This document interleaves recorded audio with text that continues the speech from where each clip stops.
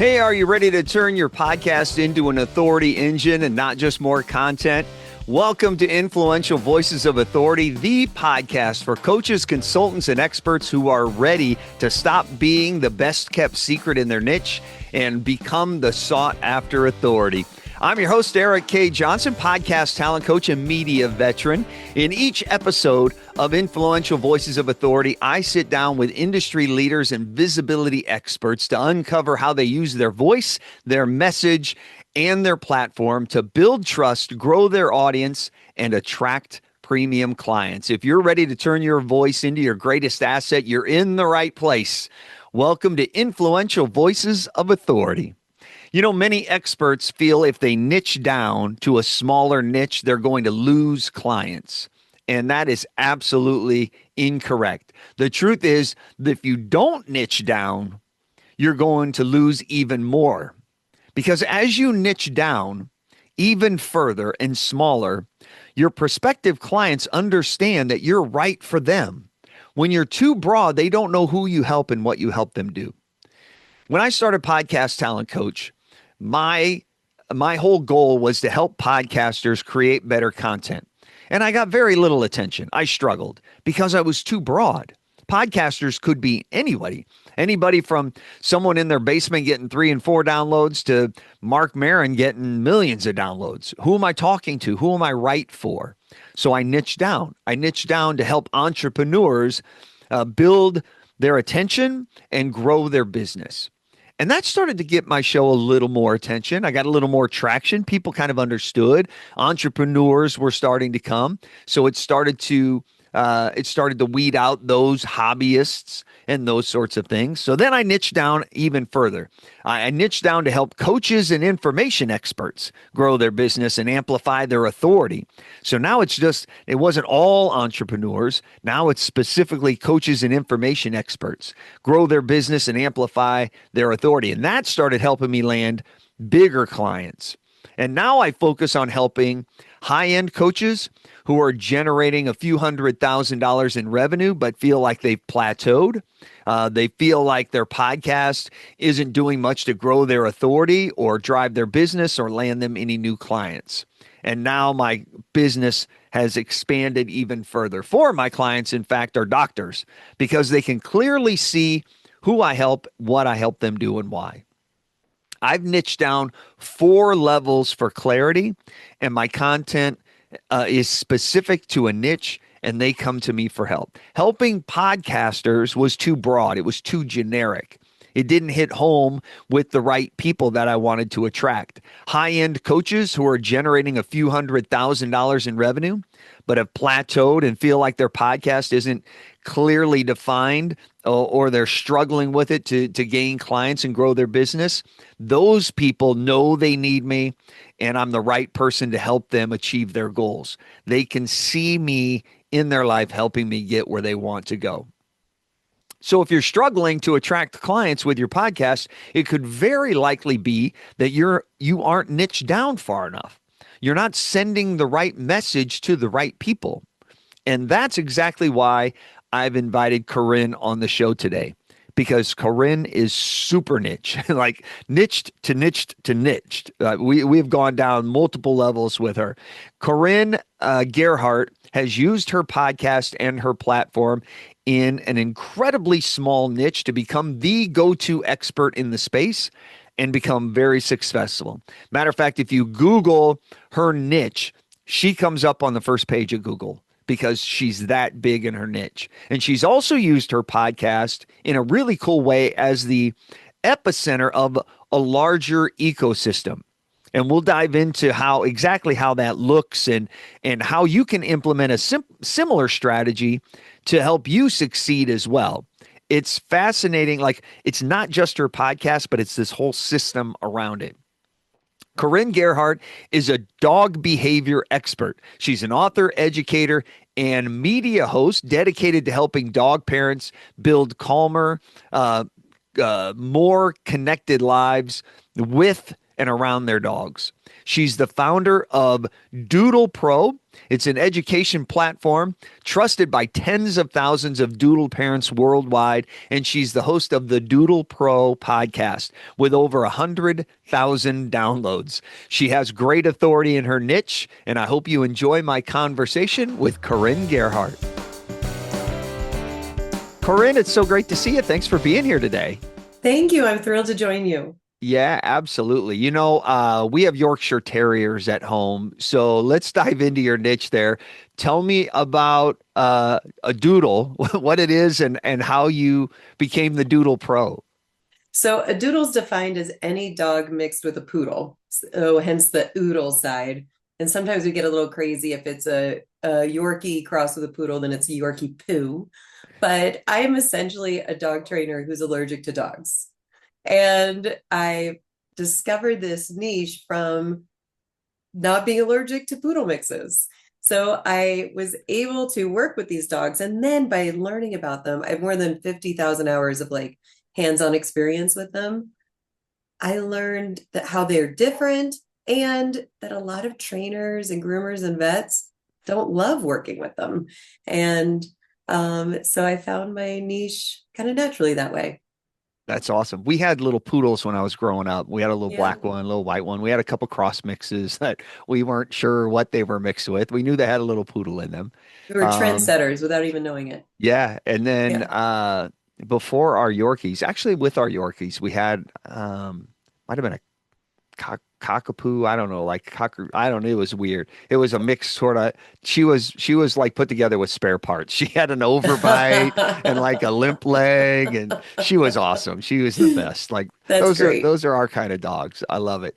Your podcast is fascinating because I love your podcast in a way that it's not just a podcast. So many podcasters that come to me for coaching and for help, they have their show and that's it. Like it's just the show. And they're like, well, Mhm. it's not doing anything for me. And I'm like, yeah, but it doesn't go anywhere. Like Yeah, you what you can they do with you? you Yeah. have your show and then the show ends and that's it. But you Mhm. have like this entire ecosystem built with the podcast and the business. So tell me how it all works together to drive your authority and grow your business. I started as a service-based business. I actually owned a dog walking, pet sitting company, and was doing the doodle training. And starting the podcast was how I was going to expand past local services. But it complemented the local services. I was able to triple my rates in person, just because it raised my authority and people respected my work and felt like they knew and trusted me and wanted to work with me in my in-person services. Then I have phased that out mostly and sold that dog walking company.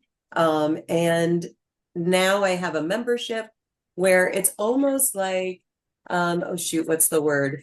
Where it starts with a P. And I'm blanking on the word for it, but people join my membership to be a part of the recording and the behind the scenes of the podcast. So Oh, yeah. when I'm having an amazing guest on, the members get to submit their questions ahead, they get to watch it live, have their questions answered, and get access to these experts that they never would have been able to book an appointment with. So it's And almost like a Patreon thing where that's the word, yes. they're giving you money and in return they get all of this insider knowledge and the behind the scenes look. Yeah, so I don't offer one-on-one dog training anymore. I Okay. only support through courses and that membership. So they get once a month Q&A, and then I have flagship and more self-study courses. So when people feel like, oh, she gets me and she gets doodles, and I trust her, I feel I've spent hours and hours with her, and our thinking aligns on how we train dogs and see dogs. I want to work with her. And then it transitions into courses. But the flywheel I have expanded now with a book. And that's been 2 points of entry, really. So now people find me through the book, then they listen to the podcast, or the podcast, then they buy the book. And both of those reinforce and have made sales to courses and membership such a lighter lift, because we already know each other. When I teach my clients exactly that, I talk about the pre-selling that Mm. your podcast and your book does, because the first two steps of selling is building rapport and qualifying your prospect, letting them know you're right for them and they're right for you. And the way you described it right there, where they feel like they know you, they've been listening to you for all of these episodes, and they come in already loving what you do, it's not a hard sell because they already Yeah. know what you're all about. Tell me about a time where you had a conversation with a potential client and they're like, "Oh, Corinne, I know your dog's name, and I know Yes. everything about you."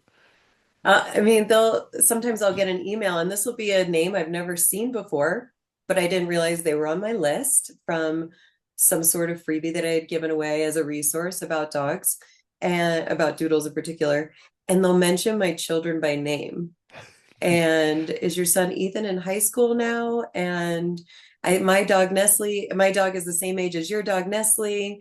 And I mean, it's truly like an intimate relationship where we really know each other. And I actually had a family situation happen where I had to take a hiatus from my podcast. And I did a private podcast. You had to sign up for my list to hear what was going on in my personal life. And I'll give you the real dirt behind the scenes. And that was such a hit. People just really loved like just being behind the scenes and knowing what's going on because we're friends now. Yeah, when you can tell your story on your podcast and Hmm. not just give information, but share Yes. yourself, it builds such a powerful relationship. And your niche is so small. It's not pet owners, it's not even dog owners. It's like doodle owners. Like we've niched down to niche down to niche down again and serve Yes. a really specific audience. Um, how challenging has that been?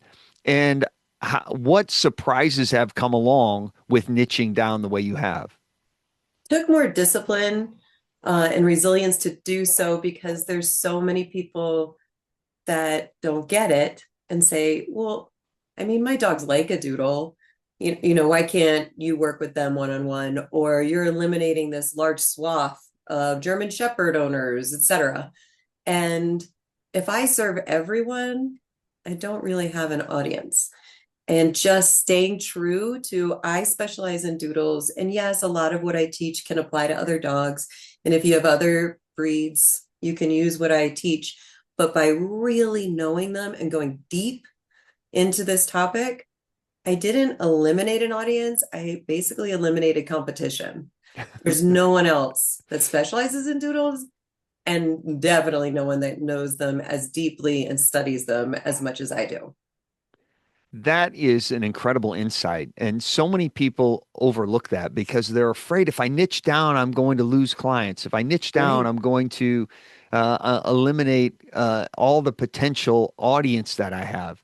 And as you just said, when you niche down, you eliminate the competition because nobody does what you do.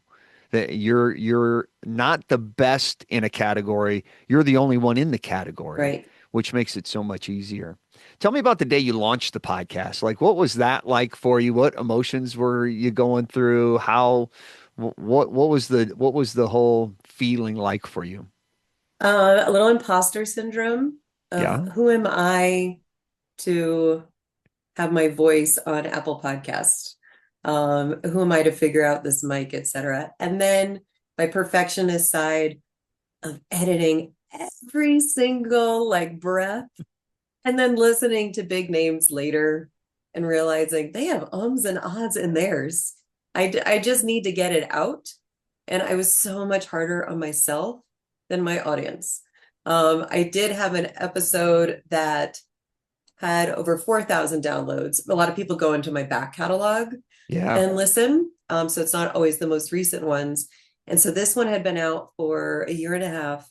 And I just got a DM from one of my students who said, hey, by the way, I was listening to that episode and you said, oh, SHIT. I think I'd like dropped something and I missed that in my edit. And I have a clean podcast. I'm not, this is a family friendly podcast. And no one said a word and kept listening and enjoying. And I was so embarrassed, but I was my harshest critic. And I wrote them back. I'm so grateful you told me. I immediately fixed it. How long did it take you from the time you're like, all right, I'm going to launch this podcast to actually like hitting publish and making it go, like finding that confidence in you? How long did that take? Not long at all. Oh, really? So I have the gift of ADHD, Okay. which means when I zero in on something, I have hyper focus. The All right. dishes might wait, and the stuff I should be doing might wait.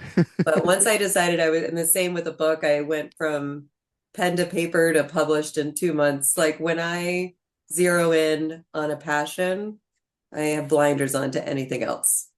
So you hit publish and all of a sudden it's in Apple and you're seeing it there for the first time. And Yeah. is that when the imposter syndrome started kicking in and you're like, holy cow, now people are actually going to listen to what I just said? If you look at my cover art for my podcast, you'll see that it's cartooned.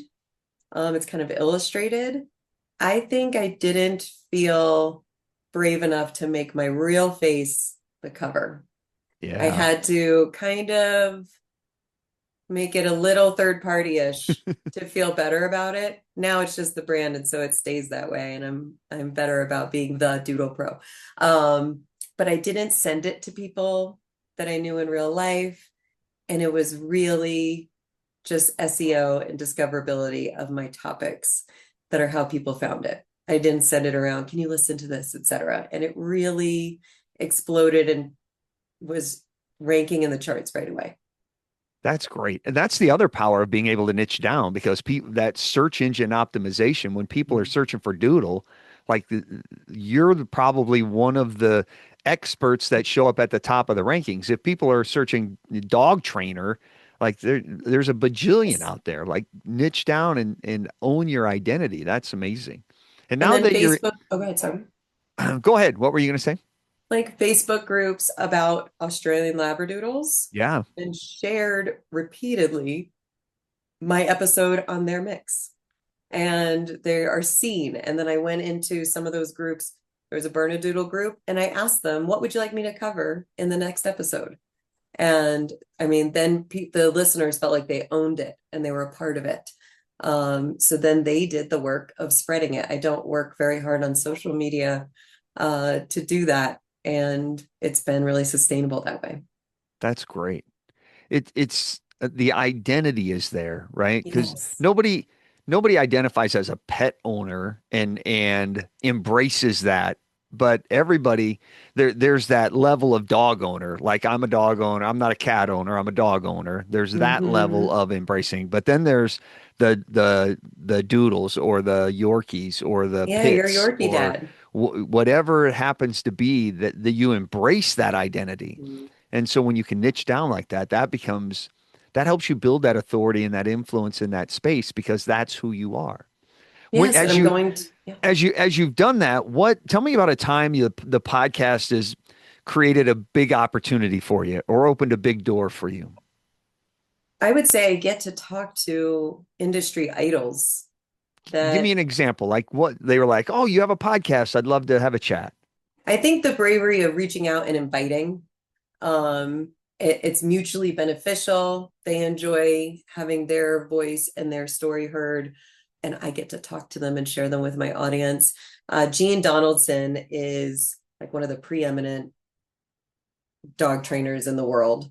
And just being able to have her on, you might be able, if you're on social media and you have dogs on at all, you might have seen the Sheepadoodle that talks by pushing the buttons. I have Um, not.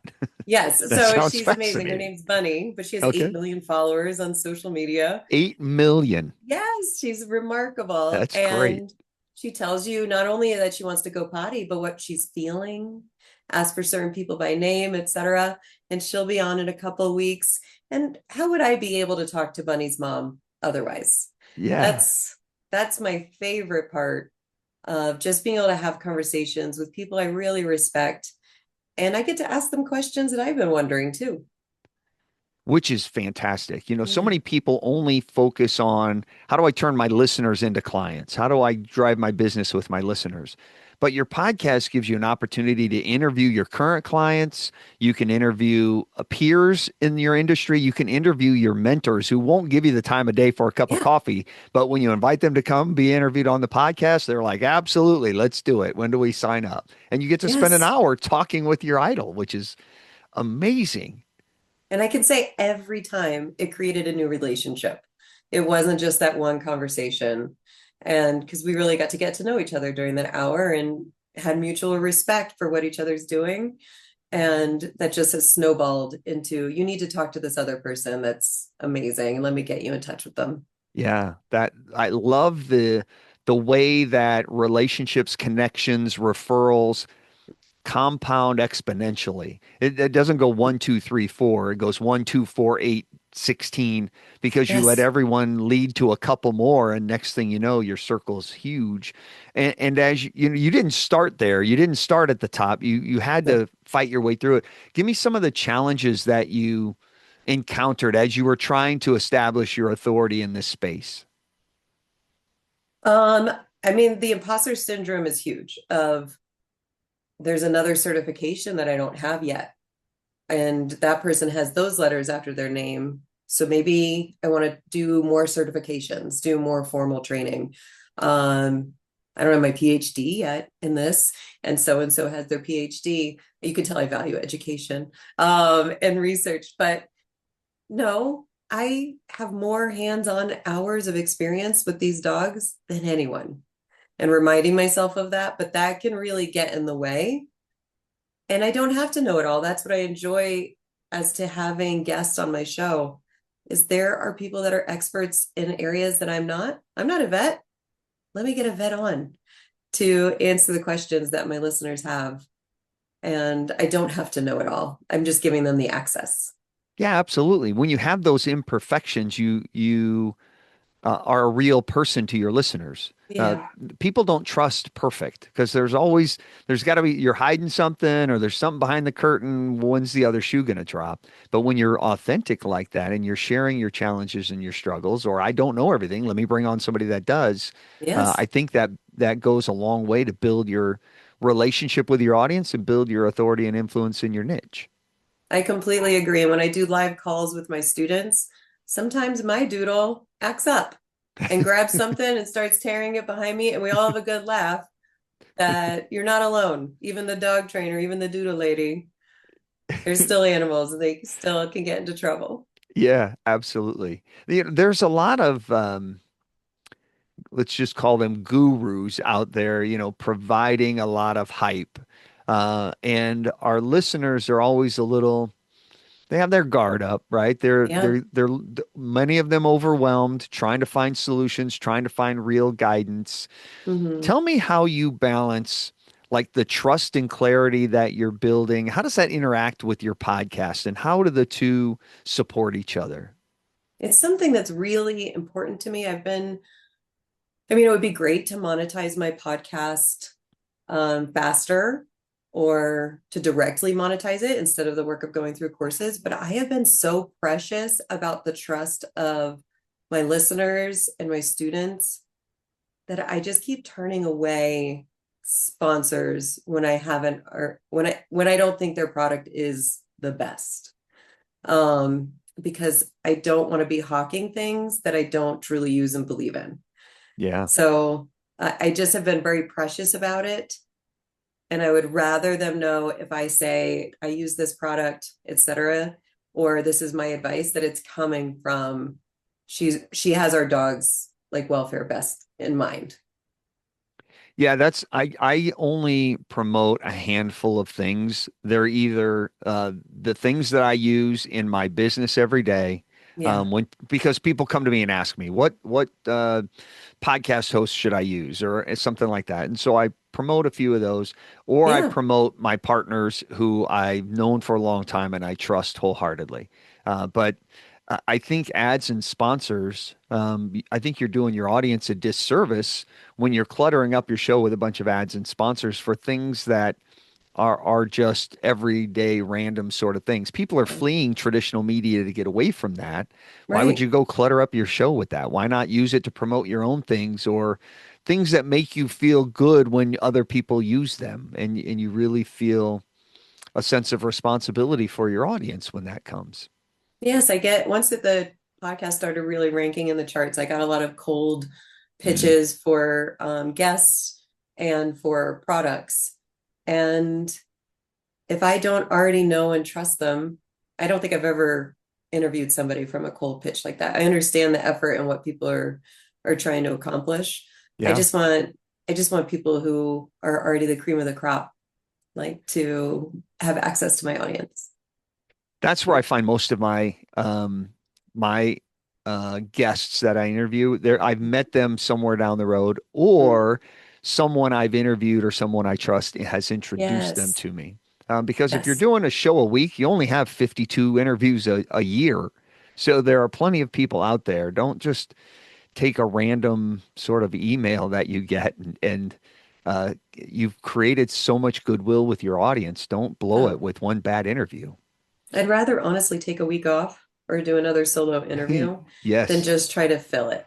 Yeah, That's, yeah. absolutely. I want it to feel like people giving me their time is valuable. And I want them to walk away feeling understood and with something they could take away and use with their doodle. Yeah. Think of all the episodes that you've done. What's the Mhm. craziest thing that's happened because you have a podcast? Um, I think, all right, this is very niche into my topic and field, but doodles have their codes get really tangled. And there is, I call it bridging the doodle divide as my goal, but their coats, if they're not maintained a certain way, they have to get shaved down. Yep. And people get doodles because they love the look and they look like a teddy bear. And so they often feel really angry that a groomer has shaved their dog. And then groomers often feel really angry that the coats haven't been maintained and that all they can do is shave the dog because of pain. So some doodle parents call groomers lazy and they just wanted to take a shortcut. And then some groomers call parents abusive for not maintaining. And I had a grooming expert come on and we just went through all of the myths and busting them, but in a way that nobody, I mean, everybody sees their own side of the fence, but understanding the other side as well. But there were a lot of Facebook groups that got really angry that a groomer was talking to a doodle person, that was like crossing the line you do not cross. Um, You're uh, you're talking with the enemy. yes, Yeah. exactly. Yes. Yes. And I was the enemy, but really I was Right. trying to help the parents know they don't want to shave your dog. That's not why they got into this industry.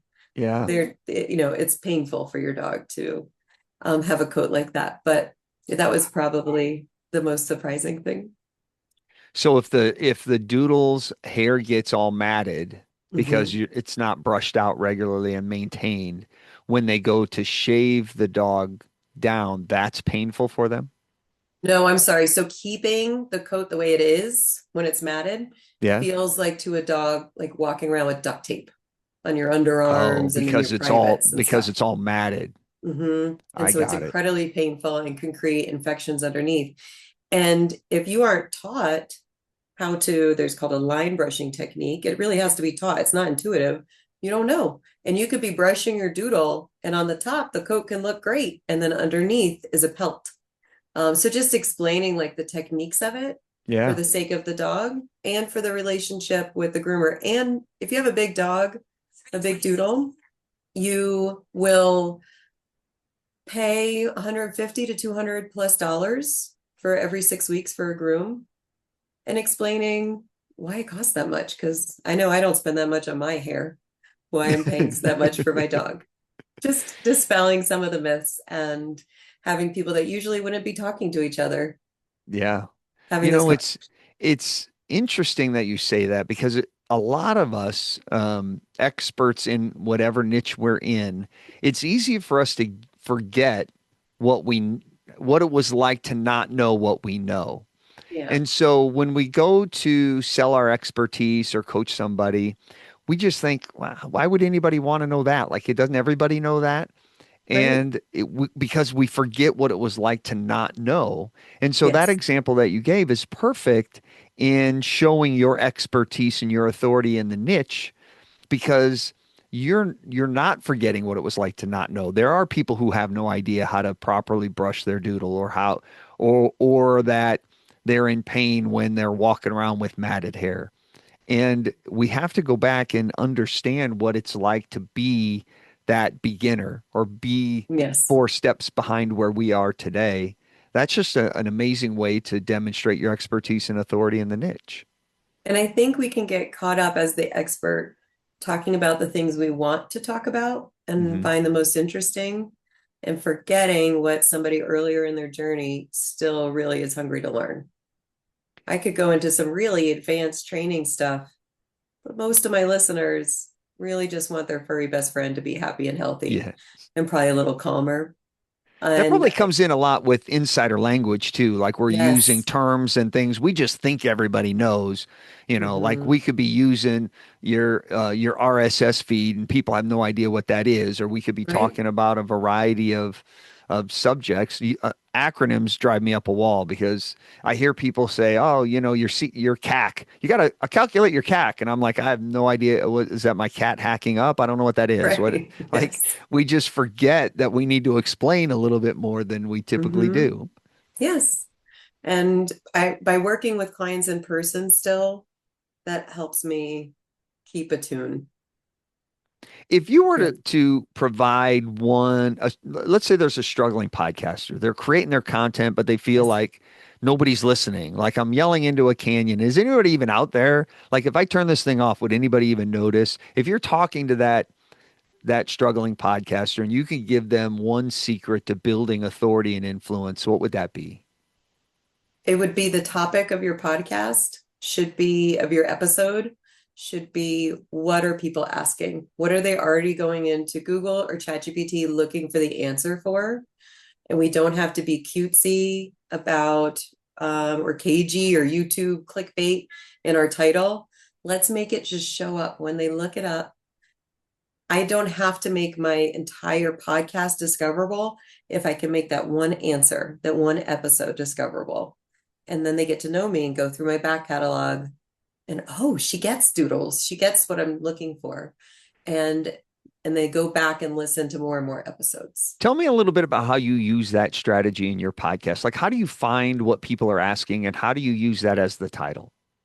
I use tools like Google Keyword or Uber Suggest is my go-to where I type in why is my golden doodle blank. And that's if I am stuck. Usually I am used to what are my students asking over and over. But Okay. a recent one was why does my dog growl? And I could talk about child and dog safety or respecting and looking for consent tests. They are Googling consent tests for petting. They're going, my dog growled at my kid. Is that okay? Is that safe? Why does my dog growl? What do I do? So making my title the question they're asking helps them find me without me getting on social media and pointing to different boxes and doing different dances. Nice. Very good. If you were to do it all over again, what would you do differently? I That's a great question. I think I would have started having courses and things for people to work with me with earlier. Okay. I worked on building the audience more and more and more. And I had a great following and they didn't know what to do next with me. And so having the courage to create that course and start that membership or write that book, doing that earlier. Very good. Very good. You have, if somebody has a doodle, looking for some help, you have a great free resource for them. Is it just for doodle owners or can I use it for my Yorkies? You can use it for your Yorkie. Okay. Tell me a little bit about it. My book is called Your Doodle's Daily Schedule Blueprint, and my freebie is giving away the routine. It's called a morning flow of when your doodle is kind of, or your Yorkie, if your dog's kind of bouncing off the walls first thing in the morning or even later in the day, how they start their morning routine can set the tone for the rest of the day to be more calm. Oh, wow. Yeah. So if you go to thedoodlepro.com/morning, you'll get that schedule and some sneak peeks of the books, resources, and just how to create a routine that lets your dog feel more relaxed without trying to wear them out with more and more and more exercise. Very good. What's next for you down the road? I was speaking with a publisher today about another book. But I am just really excited to keep serving my students and my membership and having more great conversations on the podcast. That's awesome. Well, I appreciate you taking a little time away from your doodle to come hang out with us today. Thank you. It's been a great conversation. I love your journey. I can't wait to see what you do next. Thank you so much. I'm sure you took away quite a few nuggets from that one. I hope you were jotting down everything she was offering. She does have that complimentary gift. It's a sample of your Doodle's daily schedule blueprint. If you have a dog, make sure you go get that. It walks dog parents through a simple morning flow designed to support calm, focus, and smoother behavior throughout the day. It helps families replace chaos and structure using science-based routines that work in real life as well. You can find that at thedoodlepro.com/morningflow. That's thedoodlepro.com/morningflow. Get over there and down that. And big thanks to Corinne for joining us today.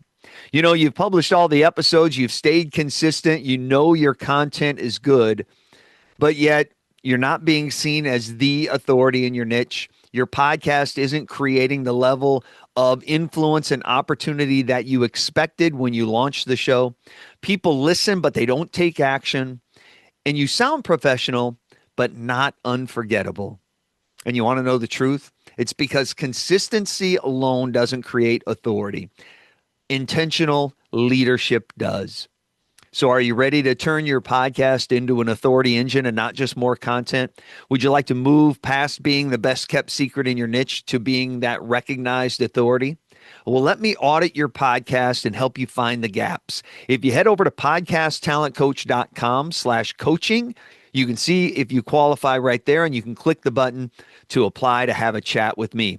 We will uncover the authority positioning problems in your strategy. We're going to develop a plan to help you succeed, and then we're going to see where I can help and support you to achieve those podcast and business goals. It's all over at podcasttalentcoach.com/coaching.